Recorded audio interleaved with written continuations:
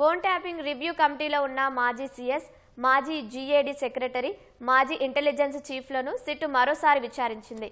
దీనిపై మరింత సమాచారాన్ని మా ప్రతినిధి రమేష్ ప్రత్యక్ష ప్రసారం ద్వారా అందిస్తారు.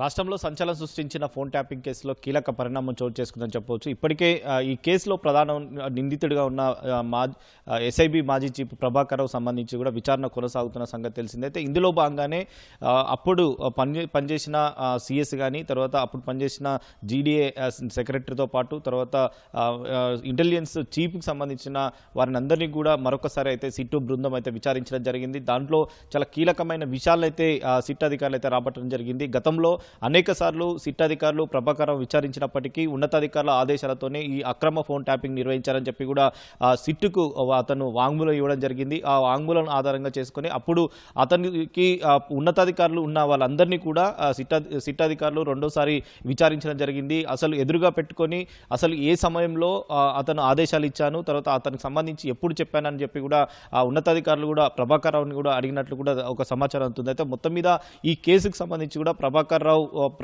చేయడంతోనే ప్రభాకర్ రావు ఆదేశాలతోనే మేము చేశామని చెప్పి కూడా గతంలో వారి కింది స్థాయి ఉన్న అధికారులు కూడా అదనపు ఎస్పీలుగా పనిచేసిన అధికారులు కూడా వాళ్ళు కూడా ప్రభాకర్ రావు పేరు అయితే చెప్పడం జరిగింది. అయినప్పటికీ ప్రభాకర్ రావు తను ఉన్నతాధికార ఆదేశాలతో చేశారని చెప్పి కూడా ఇతను చెప్పడంతో కూడా నేరుగా అక్కడ అప్పుడు పనిచేసిన ఉన్నతాధికారులందరినీ కూడా విచారణకైతే పిలిచి తర్వాత అతని ముందే స్టేట్మెంట్ వాంగ్మూలం అయితే రికార్డ్ చేయడం జరిగింది. ఇప్పటికే ఒక ఛార్జ్షీట్ దాఖలు చేసినప్పటికీ మరొక అదనపు ఛార్జ్షీట్ దాఖలు చేయడానికి కూడా సిట్టు బృందం ప్రస్తుతం అయితే విచారణకు సంబంధించి కొనసాగుతుంది. ఈ నెల 25 వరకు కూడా సుప్రీంకోర్టు ప్రభాకర్ రావుని విచారించాలని చెప్పి కూడా ఆదేశించినప్పటికీ అంతలోపు ఈ కేసుకు సంబంధించి కూడా కీలకమైన అంశాలన్నీ కూడా సేకరించాలి, తర్వాత ఆధారాలకు సంబంధించి కూడా సేకరించాలని చెప్పి కూడా ఇప్పటికే సిట్టు బృందం అయితే విచారణకు సంబంధించి కూడా వివరాలు అయితే సేకరిస్తుంది.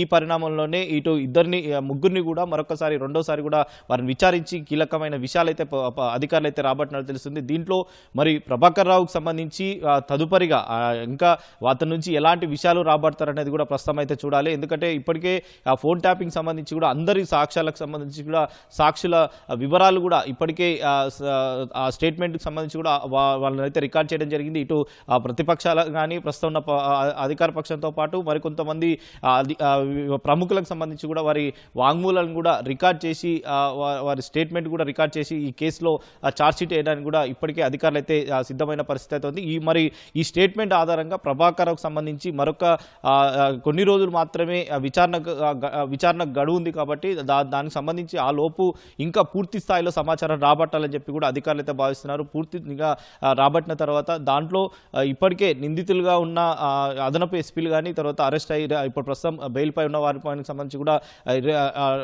గతంలో రెండోసారి కూడా వారిని బయటకు వచ్చినా కానీ వారిని అయితే విడతల వారిగా వారిని అయితే ప్రశ్నించడం జరిగింది. అయినప్పటికీ ఈ కేసులో ఒక కొలిక్కి రావాలంటే పూర్తి స్థాయిలో స్టేట్మెంట్లు రికార్డ్ చేసి తర్వాత ప్రభాకర్ రావు చెప్పిన అంశాలను చాలా కీలకంగా తీసుకొని ఈ కేసు సంబంధించి కూడా కోర్టుకు ఛార్జ్షీట్ రూపంలో కూడా సిట్ అధికారులు అయితే సమర్పించే అవకాశం ఉంది. దీంట్లో మరి తదుపరిగా అంటే ఎలాంటి చర్యలు తీసుకోబోతారు, ఎలా ముందుకు వెళ్తారనేది కూడా ప్రస్తుతం అయితే వేచి చూడాల్సిన పరిస్థితి అయితే ఉంది. Vote studio.